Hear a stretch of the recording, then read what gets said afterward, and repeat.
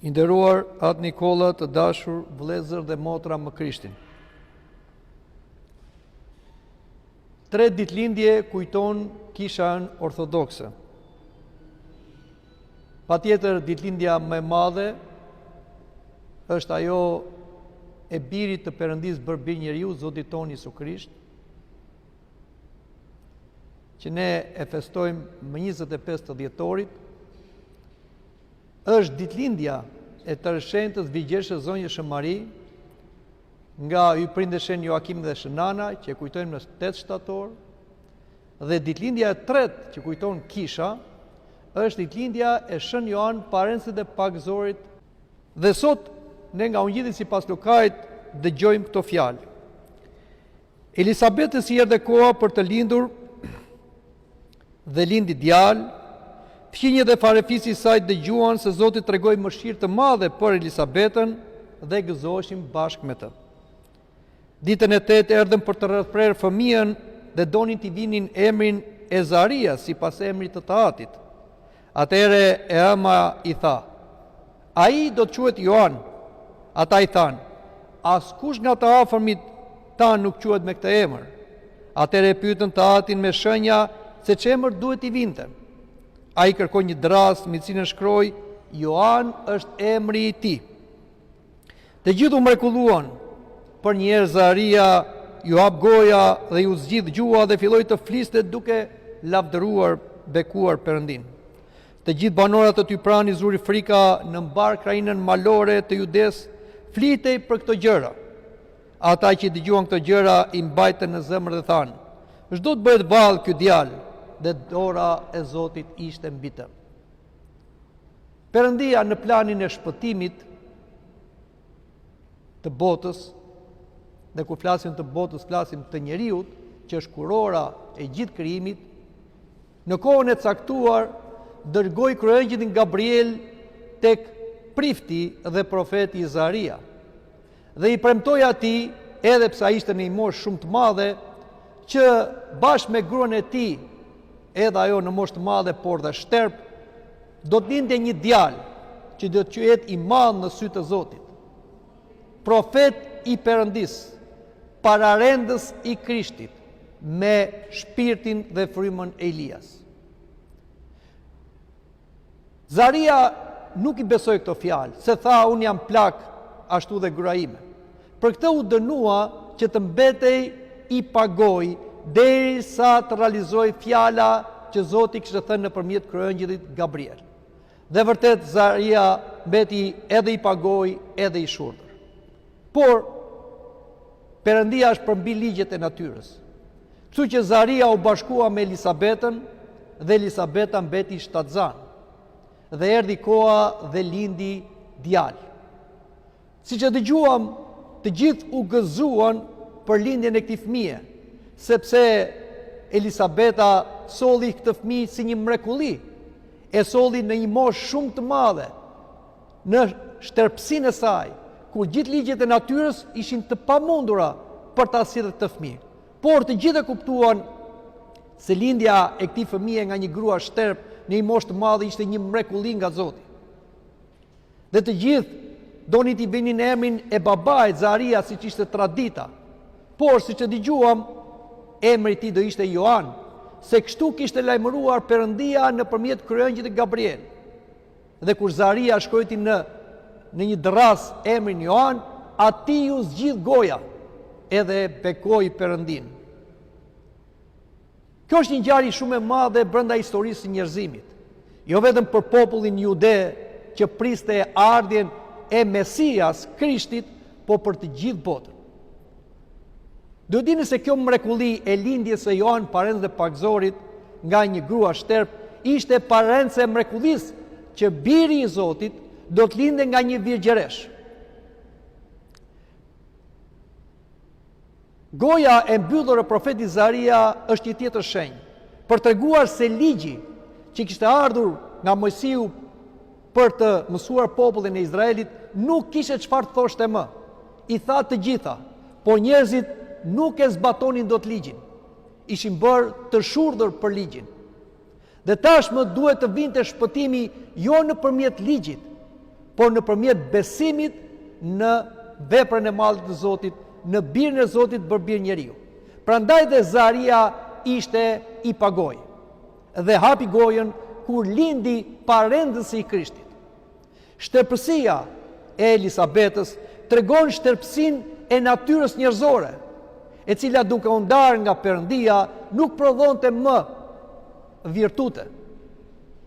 Kështu që Zoti ndërhyri në këtë shtërpësi njerëzore, pa virtut, për të bërë atë mrekullinë e madhe, që njeriu të bashkohet me Perëndin edhe të mbushet me hir.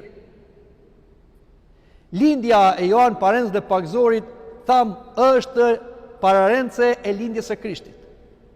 Ka një lidhje ndërmjet emrave të Johanit, Zarias dhe Elisabetës. Johan do thot mëshira e premtuar e Perëndis. Zari do thot kujtim. Elisabet do thot betim. Pra Perëndia sipas betimit u kujtua dhe solli premtimin e mëshirës së tij. Pra dërgoi Johan Parendës dhe Pagzorin, që ishte lajmëruar që do ishte profet dhe lajmëtar i ardhjes së Zotit. Të dashur të krishterë, kjo është një ngjarje e madhe që ne festojmë, prandaj jem rëndësi kaq të madhe kësaj ditëlindje, por siç thash, kisha feston 3 ditëlindje. Tradita jonë e krishterë nuk është dita e lindjes, është dita e emrit. Sepse vetëm 3 njerëz lindën që ndryshuan fatet e njerëzimit, kur gjithë njerëzit e tjerë lindin me mëkat, me mëkatin sëgjyshor dhe vinë i botë mëkatare. Dhe ajo që ne na shkëput nga kjo botë mëkatare është pagëzimi dhe marrja një emri të ri, të emrin një shenjtori i cili kaloi nga vdekja në jetë. Fëmijët janë dhuratë e Perëndis. Por sot njerëzit i kujtojnë fëmijët jo thjesht si dhuratë e Perëndis, por si objekte që ata mund t'i sjellin në jetë sa që duan ata, si duan ata. Dhe ajo çfarë shikojmë sot, njerëzit duke u larguar nga Perëndia kërkojnë t'i prodhojnë fëmijët, jo t'i lindin, t'i prodhojnë në proveta, me metoda shkencore in vitro ose siç e shikojmë edhe rëndon me gra surrogato. Kjo është një gjë e gabuar, dashur të krishterë. Fëmia nuk vjen thjesht si një prodhim, është një bekim, është një mrekulli, është një krijim i Zotit me çifti njerëzor. Prandaj, edhe ato çifte të cilët nuk kanë fëmijë, nuk duhet dëshpërohen dhe nuk duhet të ankohen, po duhet të besojnë, të vinë në kishë, të kishërohen, të marrin uratat e kishës dhe të presin me durim gjizjen dhe lindjen një fëmije, duke qenë kjo një mrekulli. Të gjithë ata fëmijë që kanë ardhur me vonesë në këtë jetë, janë fëmijë të bekuar, sepse kanë lindur nga lutjet dhe nga durimi i prindërve tyre. Prandaj, duhet t'i flasim dhe njerëzve të cilët kanë problemin e moslindjes së një fëmije, që mos dëshpërohen, dhe aq më tepër mos kërkojnë gjëra të cilat bien ndesh me vullnetin hyjnor ose me etikën e krishterë, por me durim të kërkojnë nga Zoti një fëmijë. Dhe nëse Perëndia nuk i jep një fëmijë, ta adaptoj një fëmijë, që kjo është një vepër më e madhe se të lindësh një fëmijë. Dhe diçka tjetër. Nuk duhet vetëm fëmia të lindet, por fëmia duhet t'i përkushtohet Zotit. Ne dim, sipas traditës së krishterë dhe siç edhe dëgjuam, që kisha ka këtë traditë që ishte judaike, që në ditën e 8 thirret prifti për të vendosur emrin e fëmijës. Por në ditën e 40 fëmia dhe nëna sillet në kish për t'u përkushtuar Zotit dhe ka të gjithë mundësinë të pagëzohet. Fëmia duhet pagëzohet, duhet të bashkohet me Zotin, me shpirtin e Zotit, të bëhet i krishterë. Edhe pse është fëmijë, dhe pse është i pavetëdijshëm, prindrit kanë përgjegjësi bashkë me nunin që ta pagëzojnë atë fëmijë. Dhe jo vetëm ta pagëzojnë, duhet edhe ta kungojnë, sepse shikojmë rëndom një gjë që është gabim. I pagëzojnë fëmijët dhe nuk i sjellin për të kunguar. Çfarë kuptimi ka pagëzimi, që do thot lindje ose rilindje, kur ti nuk e kungon fëmijën, nuk e ushqen fëmijën. Një fëmijë nuk duhet vetëm të lindet, po duhet të ushqehet. Këtë bën kisha. E lind një fëmijë nëpërmjet proskomillisë, që quhet mitra shpirtërore, dhe ushqen. me trupin dhe me gjakun e Krishtit. Kjo është arsyeja që ka fëmijë të cilët nuk kungohen rregullisht dhe kur vinë tek prifti, qajnë, refuzojnë. Pse? Sepse ka zënë rrej fryma e keqe. Edhe pse është fëmijë, përgjegjësia është e prindërve, të cilët nuk i kungojnë rregullisht fëmijët e tyre. Në qoftë se të mëdhenjt janë indiferent për shpëtimin, të paktën me fëmijët e tyre mos bëjmë padrejtësi. Sillini fëmijët sa më shpesh në kish. Ti kungoni çdo herë dhe sa herë që ka mundësi. Në qoftë është një fëmijë gjiri, 1 orë përpara kungimit duhet të marrë gjë. Në qoftë është një fëmijë që ka kaluar 3 vjet dhe shkëputur nga gjiri, duhet të mbajë rregullin kishtar, që të jetë i agjëruar. Dhe asgjë nuk e gjen fëmijën. Fëmijën e gjen kur ti e mban larg kungimit. Të dashur të krishterë, i themi të gjitha këto, sepse duhet të ecim në rrugën e Zotit, në rrugën e kishës. Dhe diçka tjetër, në fund të kësaj bisede, Shën Joan Parenci Pakzor është njeriu më i madh që ka lindur nga barku i gruas. Është parenci i Krishtit, është Pakzori i Krishtit, është apostulli i Krishtit, është martiri i Krishtit.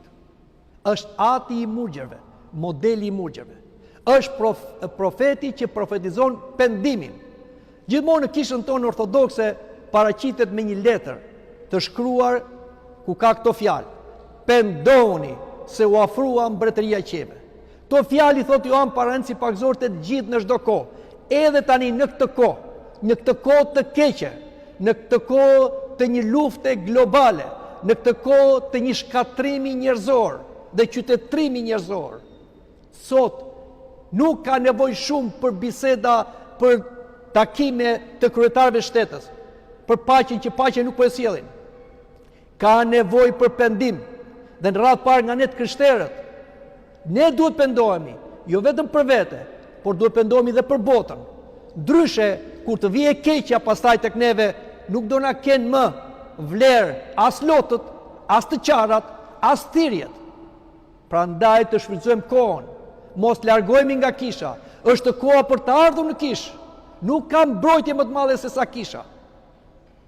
Prandaj, le të vim në vete, të heqim dorë nga apostazia dhe t'i vëmë re fjalët të profetit Joan.